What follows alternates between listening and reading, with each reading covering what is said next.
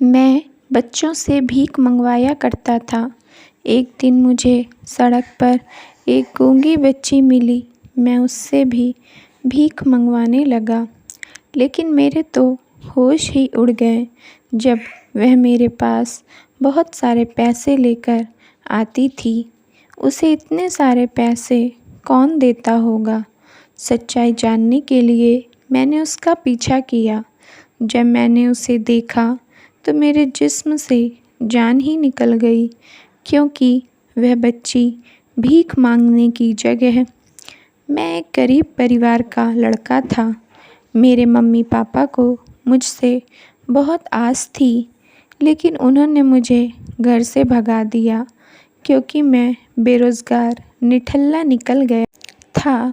मेरे पास कहीं करने के लिए कोई काम नहीं था। जब माँ बाप ने घर से निकाल दिया तो मैंने भी कसम खा लिया कि चाहे मैं मर जाऊँगा, लेकिन कभी अपने माँ बाप को अपनी शक्ल नहीं दिखाऊँगा। मैं घर से चला गया। सड़क पर बैठा था। एक बच्चा मेरे पास भीख मांगने आया। मैंने उसे धुतकार के एक थप्पड़ लगा दिया। अगले दिन भी मैं वहीं बैठा था। वह लड़का अपने साथ एक आदमी लेकर आया। वह आदमी मेरे पास आकर बोला कि तेरी हिम्मत कैसे हुई बच्चे पर हाथ उठाने की? मैंने सोचा कि मेरे ऊपर बहुत बड़ी मुसीबत आ गई है, इसलिए मैंने माफ़ी मांगने में ही अपनी भलाई समझी। वह आदमी धीरे धीरे मेरे काफ़ी नज़दीक आ गया। मैं उसे अपनी दर्द भरी आपबीती बता रहा था। वह आदमी बोला कि भाई, तेरी और मेरी कहानी मिलती जुलती है। क्यों ना जो काम मैं करता हूँ वही काम तू भी किया कर। मैं यहीं से गलत राह पर चल पड़ा। वह बोला, मैं बच्चों से भीख मंगवाने का काम किया करता हूँ, तू भी यही काम किया कर। मैंने सोचा भगवान के सामने कब तक हाथ फैला कर रखता, कभी ना कभी तो मुझे काम करना ही पड़ता, इसलिए मैंने उसे हाँ कर दिया। अब मैं बच्चों को लाकर उनसे भीख मंगवाने का काम करता था। मैंने एक किराए का कमरा ले रखा था, वहीं सब बच्चों को रखता था। मैंने एक नौकरानी भी रखी थी। वह सब बच्चों के लिए खाना बनाती थी, क्योंकि बच्चे अभी बहुत छोटे थे, वे खाना नहीं बना सकते थे। लेकिन मैं अपने काम से बहुत परेशान हो गया था। पहले तो मैं सोचता था कि ये काम बहुत आसान है, इसमें से बहुत सारे पैसे आएंगे और मैं माला माल हो जाऊंगा। लेकिन कुछ समय बाद ही मुझे समझ आ गया था कि कोई भी काम आसान नहीं होता है। मुश्किलें हर काम में आती हैं। आजकल लोग कितने कठोर हो गए थे, पता नहीं सबकी दरिया दिली कहाँ चली गई थी। लोग इतने गरीब हो गए हैं या उनकी सोच छोटी हो गई है। कोई भी बच्चों को भीख नहीं देता था।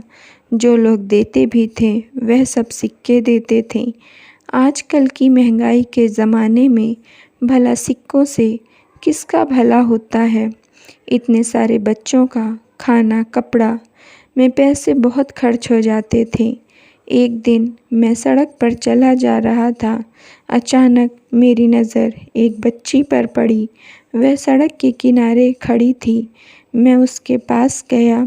वह बच्ची ज़्यादा खूबसूरत तो नहीं थी, लेकिन दिखने में ठीक ठाक लग रही थी। मैंने उससे पूछा, तू यहाँ क्यों खड़ी है?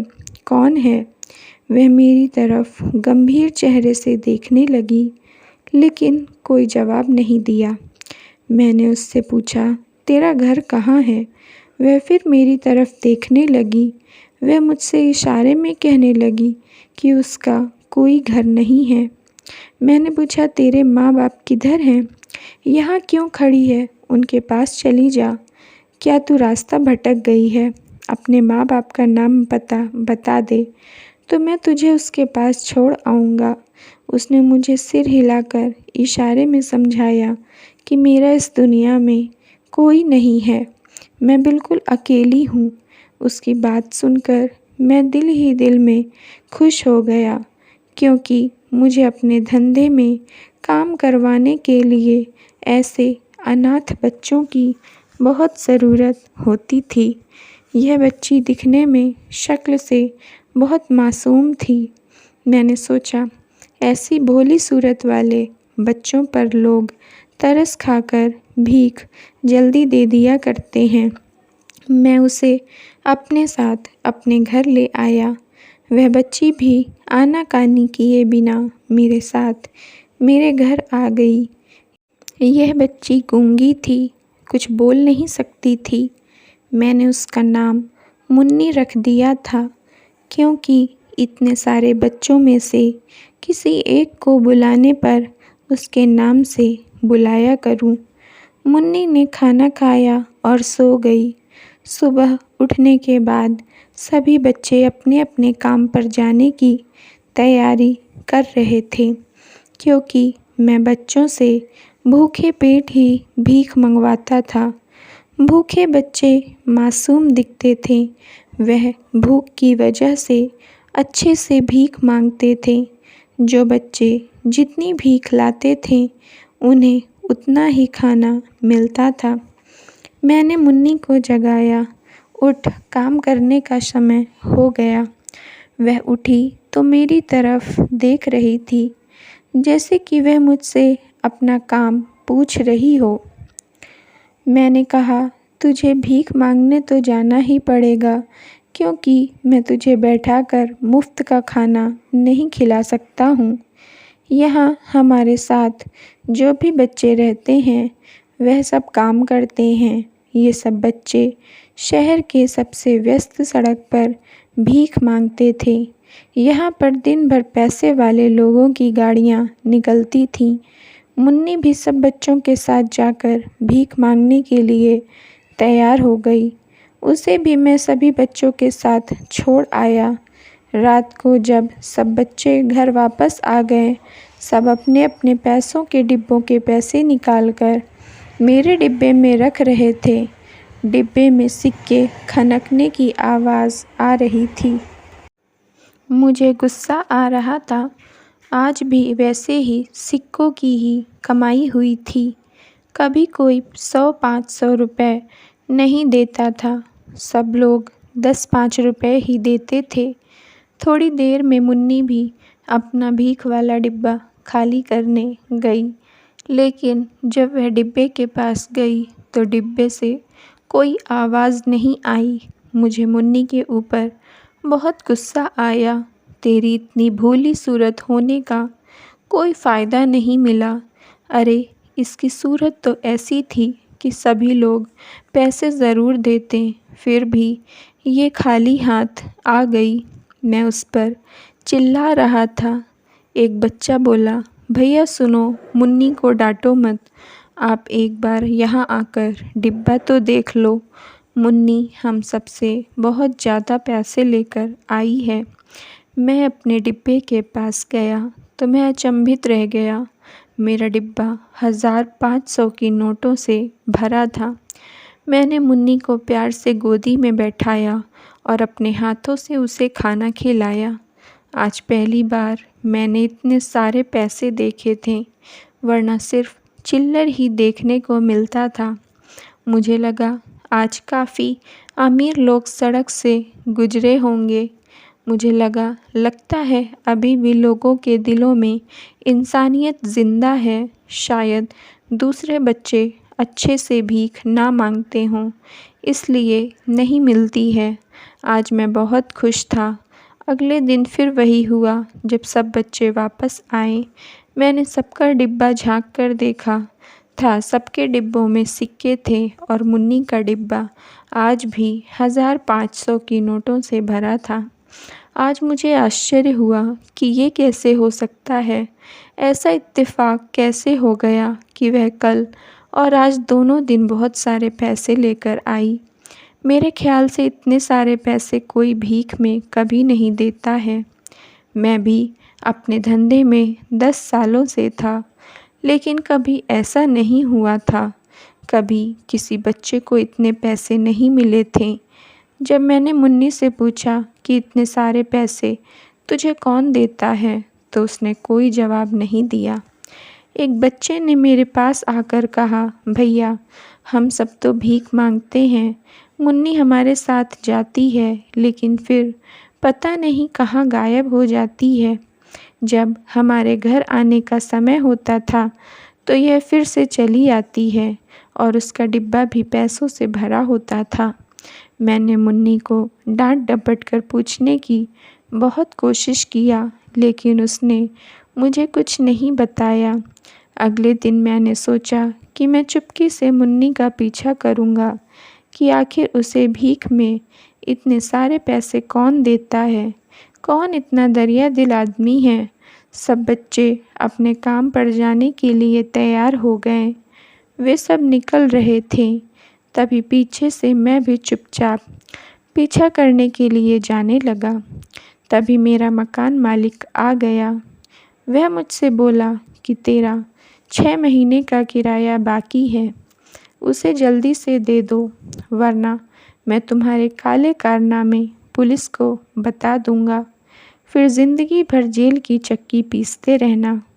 मेरे जाने की कोशिश किया तो उसने मुझे जाने नहीं दिया। मेरी जेब में जो भी पैसे थे वह सब मैंने मकान मालिक को दे दिया और कहा कि दोबारा पुलिस की धमकी मत देना।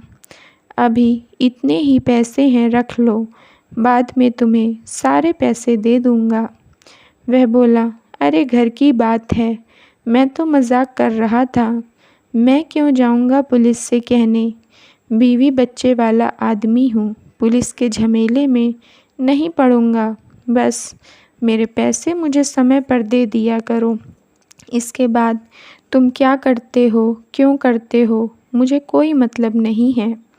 वह चला गया, लेकिन इतनी देर में बच्चे काफ़ी दूर चले गए थे। जब मैं उस जगह पर पहुंचा जहां सभी बच्चे भीख मांगते थे, तो वहां पर मुन्नी नहीं थी। एक बच्चे से मैंने पूछा कि मुन्नी कहाँ है। वह बोला, हमें नहीं मालूम, वह निकलती तो हमारे साथ है, लेकिन उसके बाद पता नहीं कहाँ चली जाती है। मैं वापस आ गया। मैं सोच रहा था, शायद जहाँ मुन्नी भीख मांगती है वहाँ के लोग ज़्यादा दयालु हैं, इसलिए उसे इतने सारे पैसे मिलते हैं। अगर मुझे वह जगह पता चल जाए तो मैं सभी बच्चों को वहीं काम पर लगा दूंगा और जल्दी से जल्दी अमीर हो जाऊंगा।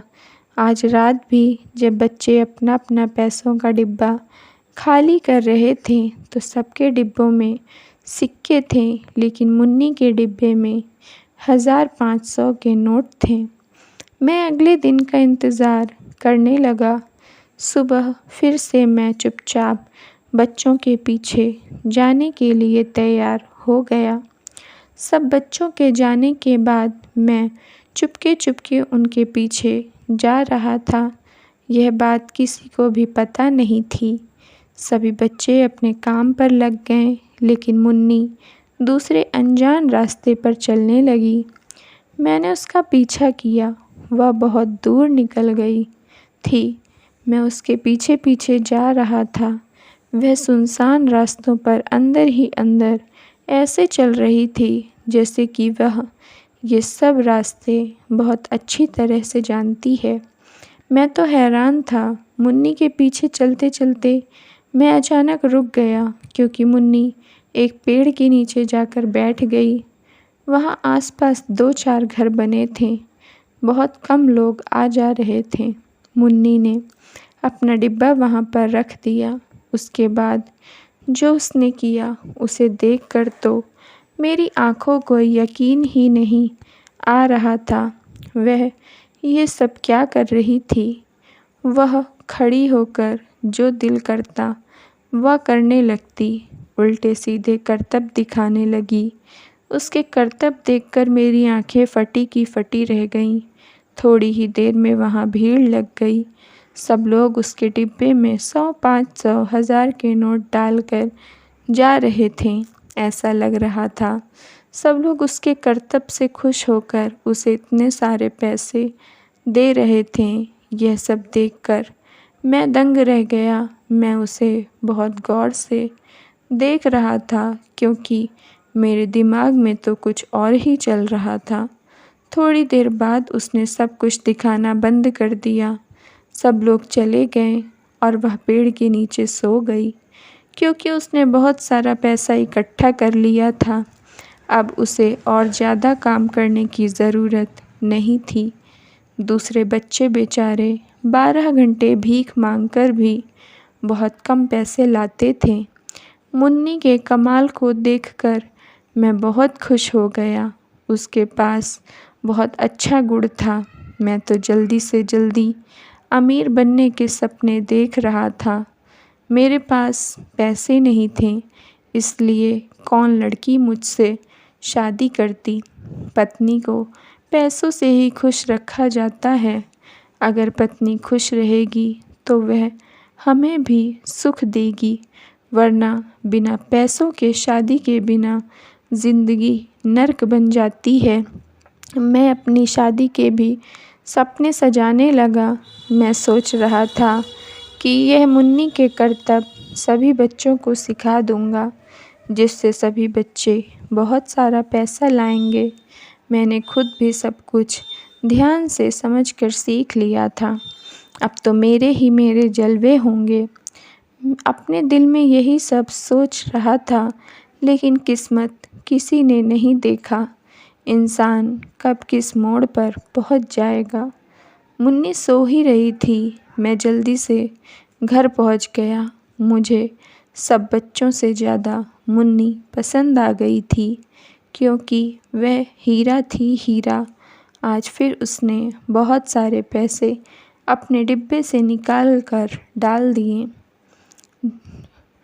अगले दिन मुन्नी सब बच्चों के साथ काम करने जाने लगी।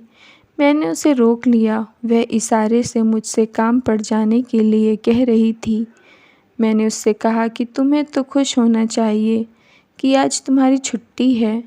एक बच्चे ने कहा, भैया जाने दो, मुन्नी को भी काम करने के लिए, वह तो हम सबसे ज़्यादा पैसे लाती है, फिर उसे क्यों रोक रहे हो।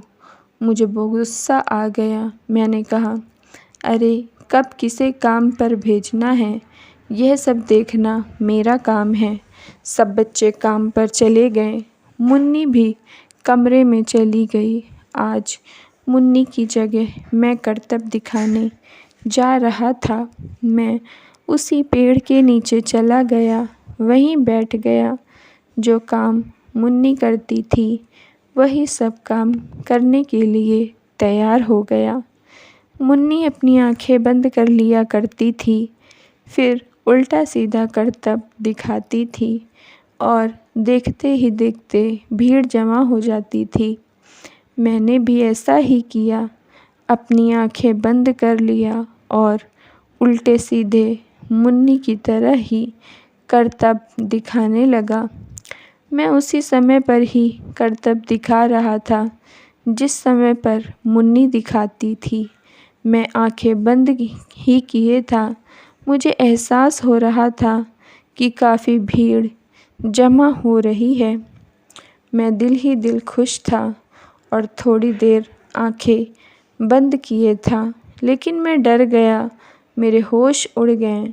जैसे ही मैंने आँख खोली, पुलिस वालों ने मुझे पकड़ लिया। वह लोग बोले, आज तू हमारे हाथ लग ही गया।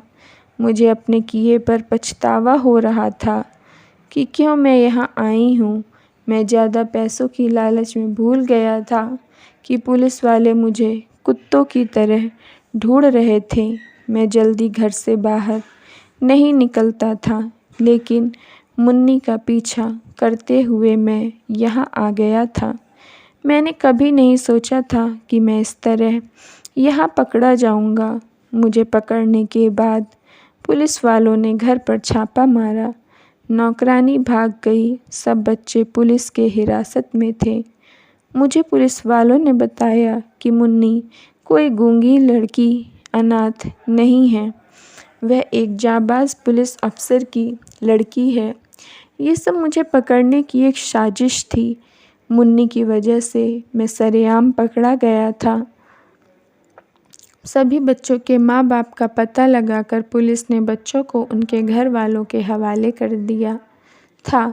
जो बच्चे अनाथ थे उन्हें अनाथालय में भेज दिया। मुझे सज़ा हो गई। मैं अपनी सज़ा काट रहा था। कुछ सालों बाद मैंने एक माफ़ीनामा लगा दिया क्योंकि मुझे अपने किए पर पछतावा था। मैं समझ चुका था कि बुरा काम का बुरा नतीजा होता है।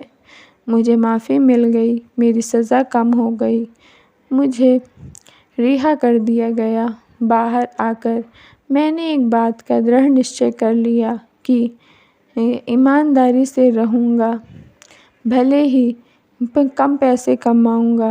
कुछ समय बाद मैंने शादी कर लिया, लेकिन भगवान ने शादी के 5 साल बाद भी मुझे निसंतान रखा। मैं समझ गया था कि यह सब मेरे बुरे कर्मों का फल है, जो मेरे साथ साथ मेरी पत्नी को भी मिल रहा है कि भगवान ने मुझे बांझ बना दिया और इसके बाद फिर से मैंने कभी बुरे काम नहीं किया। Thank you friends. अगर आप लोगों को स्टोरी पसंद आई हो तो प्लीज़ लाइक कर दीजिए और चैनल को सब्सक्राइब कर लीजिए।